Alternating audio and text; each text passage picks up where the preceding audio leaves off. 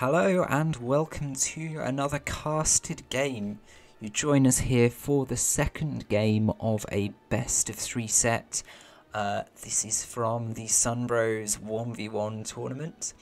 And the players in this best of 3 are R3m, who we have just seen win against Gideon in the first game, playing as the Ottos against the Brits.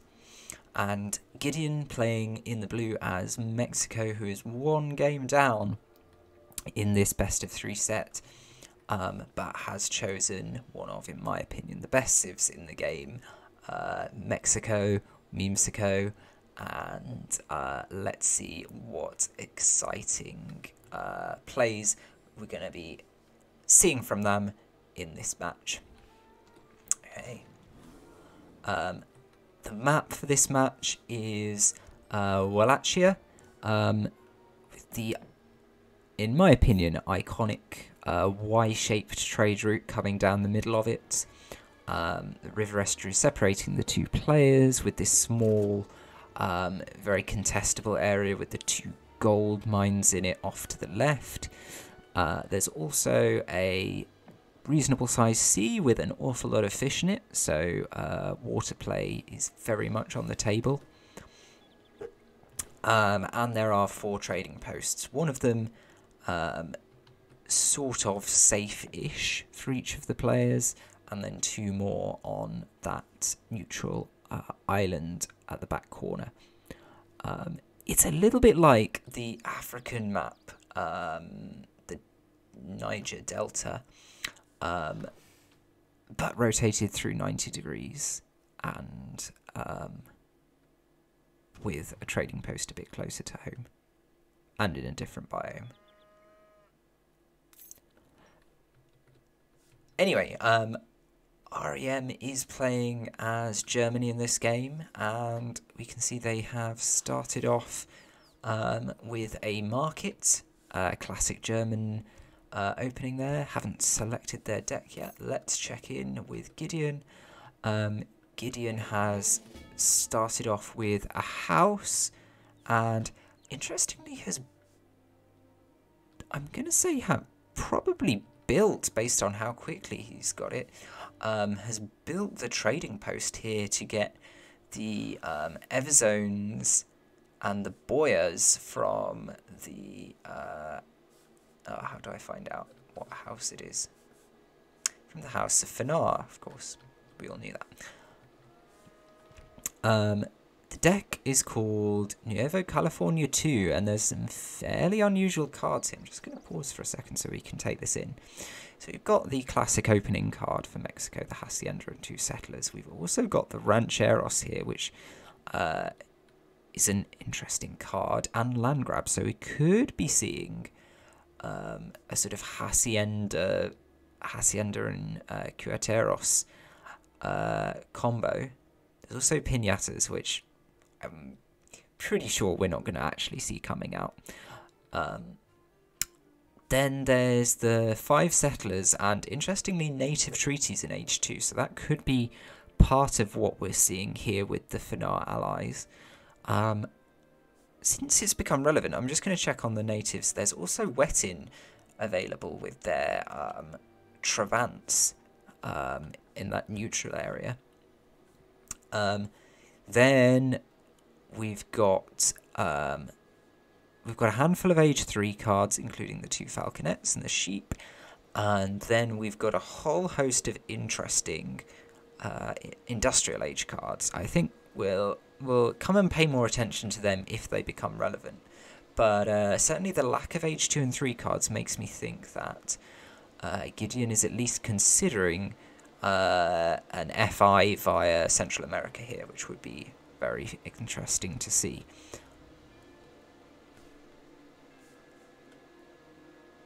There's also the Age 2 Fort tech available, of course, from Wettin. Anyway, that's enough of that. Let's move along. R3m has sent the 2 settler wagon shipment. That is absolutely standard. Has built a house and is sitting on effectively 15 villagers, going to be going up to effectively 16, going to be going up to effectively 17 for the age up. So quite a slow age up there from Germany. Mexico, oh, just take a look at that herding. That's some absolutely wonderful herding. Real compliments to Gideon on that. Although they're all going to start running out in a second, needs to start working on the next batch. It's just about to hit 800 food, and we'll pay attention to who he's aging up with. Aging up with Tlaxcala. Is that... I think that's the one that both cards scale with haciendas. We'll find out in a minute. Germany just taking a treasure here. It's 60 wood for 2 wolves, not bad at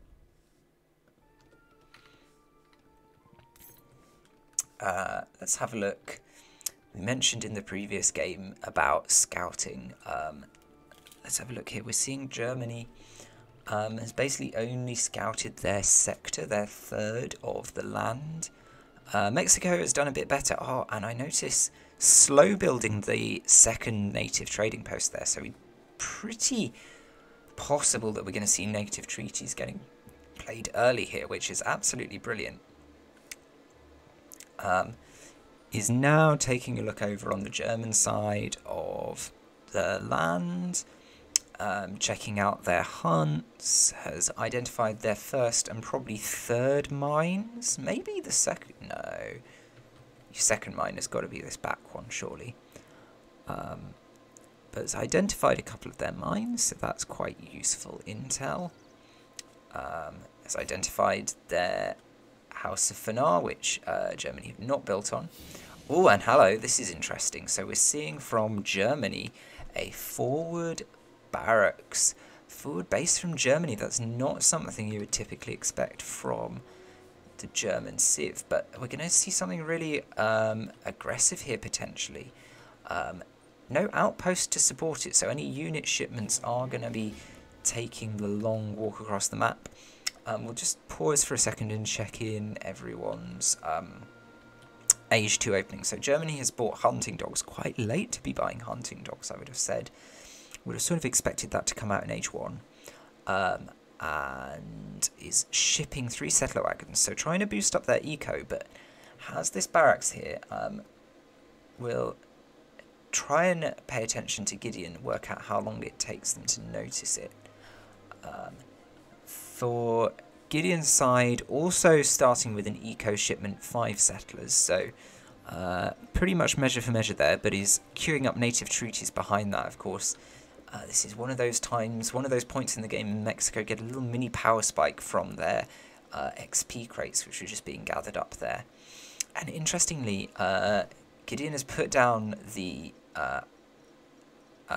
saloon, and once again, we saw this in the previous game as well, is going to be looking at outlaws.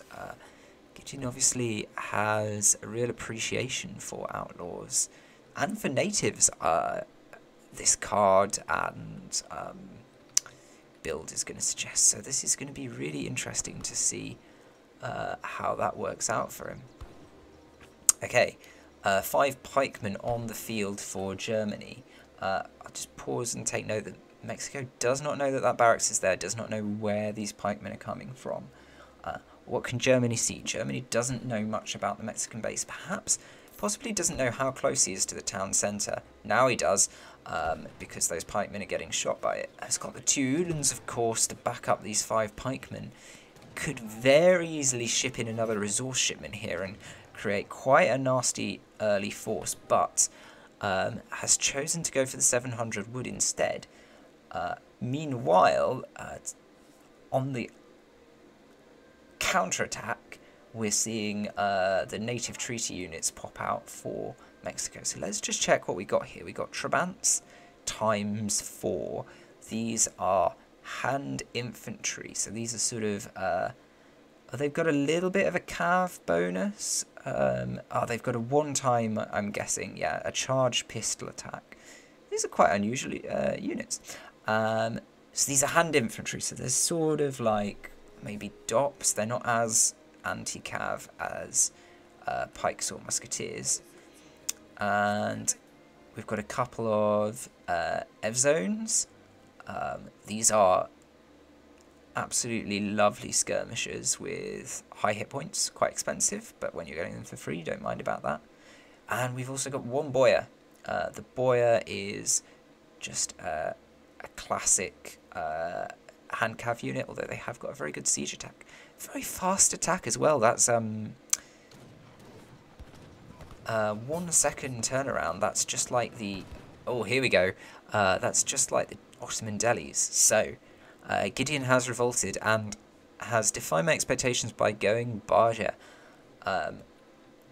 So, they have got 13 filibusters.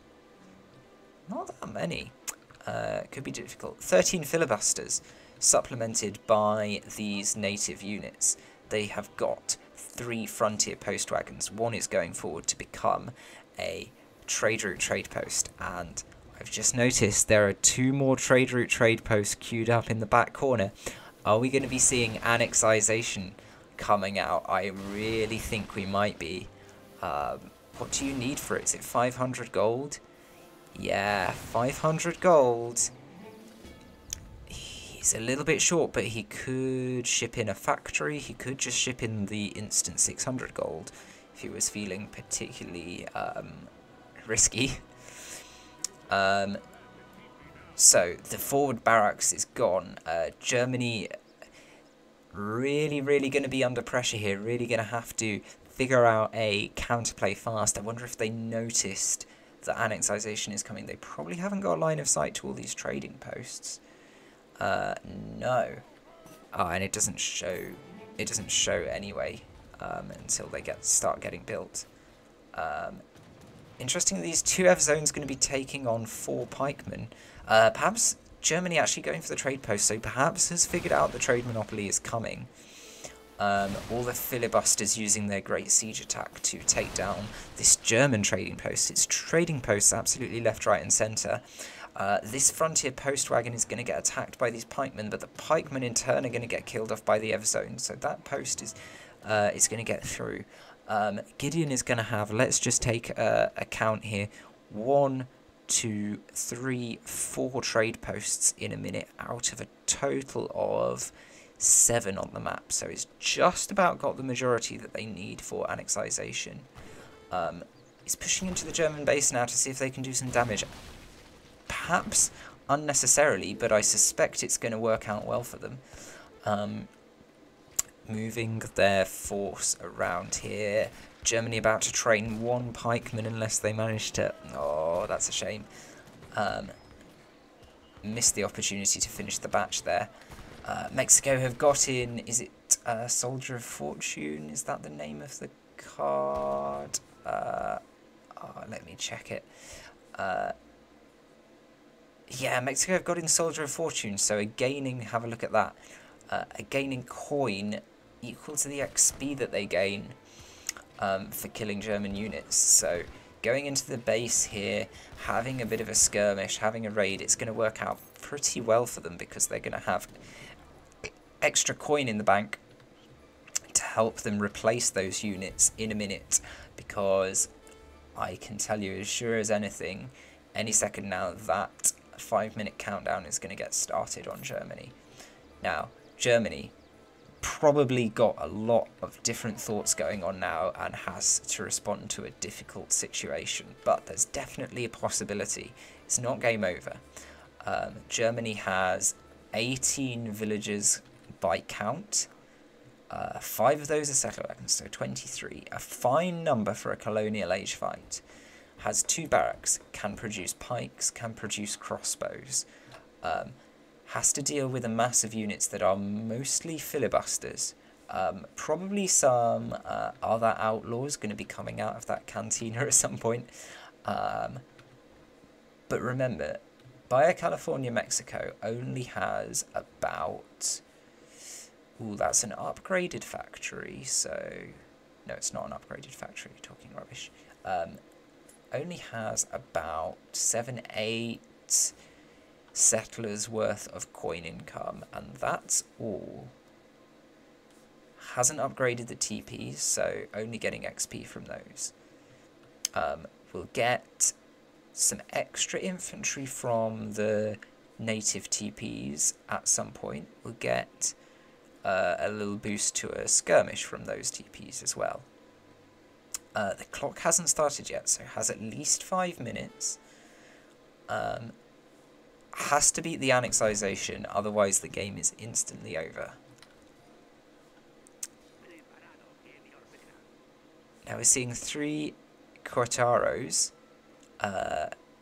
These are counter cavalry, so they'll deal with the German Uhlans, but what Mexico really needs, and often struggles to get in Bahia, is an answer to crossbows. These Cortaros are tagged as light cavalry, so they won't do excellently against crossbows. Crossbows will pick up their 2x multiplier against them.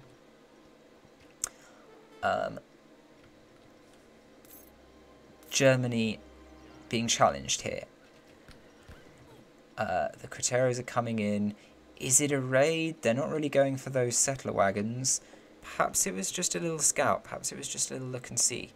Oh, they've managed to pick up the nominal control over this extra House of Fanar trade post. So potentially we could be seeing 5 trade posts. In fact, we already have 5 trade posts. Could be seeing 6 out of the 7 trade posts getting taken by Mexico. Perhaps Mexico not even going to need the trade monopoly. Doing a pretty effective job of raiding Germany down. Of course, Germany can and should keep training villages. It's what's going to give them the edge over this Bahia California. Mexico continuing to build up forces on the edge of the map here. We've got a few more miscellaneous outlaws. The owl hoots with their skirmisher style heavy infantry bonus. The gunslingers with their quick draw style musketeers. That Greek Revolution ability got fired. Look at that, 11 minutes, and it's paying out with 10 Sacred Band Infantry. These are musketeer types as well. They're stronger in groups. Look at those, they're not bad at all, and they were completely for free just because Mexico built that trade post right at the beginning of the game. The other native ability getting fired as Mexico pushes in. Mexico being extraordinarily aggressive here, but they've got the forces to deal with it.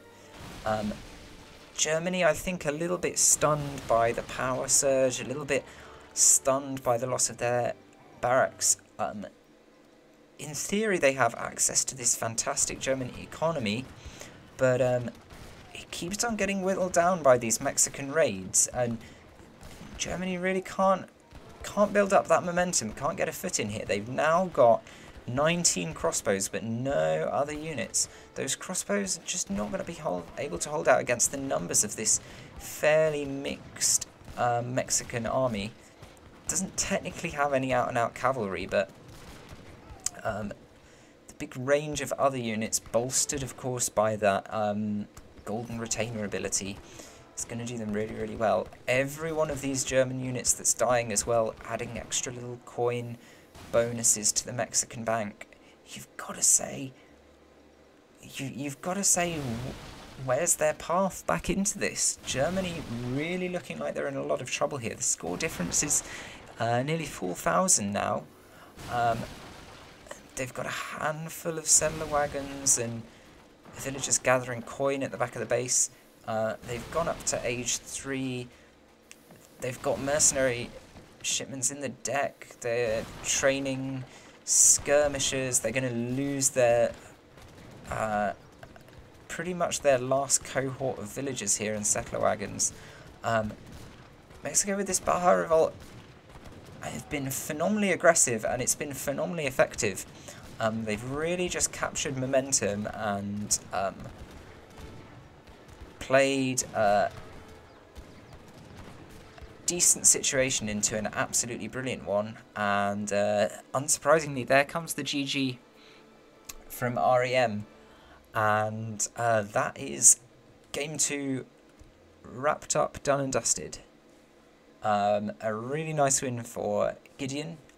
Gideon obviously got a real passion for the outlaws, for the native units, the alternative kind of units. We didn't see a conventional building come down at all there for Mexico, but a really, really nice force built up. Actually, let's just check how many of these filibusters. 10 out of the original 13 filibusters survived that whole business.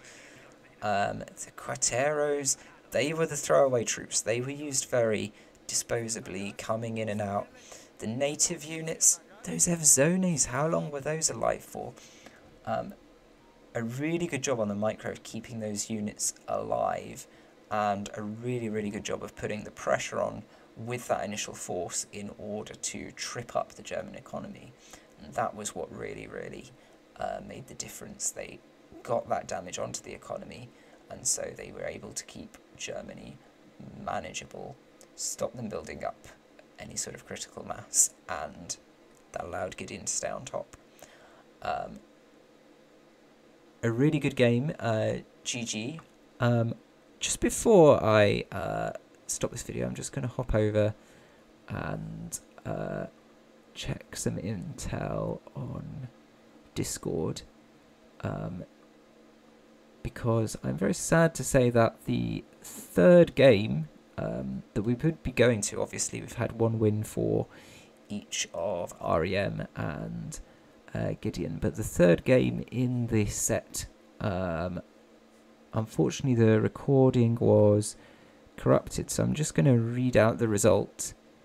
It was another win for Gideon. So Gideon takes the set with the perfect comeback, 2-1.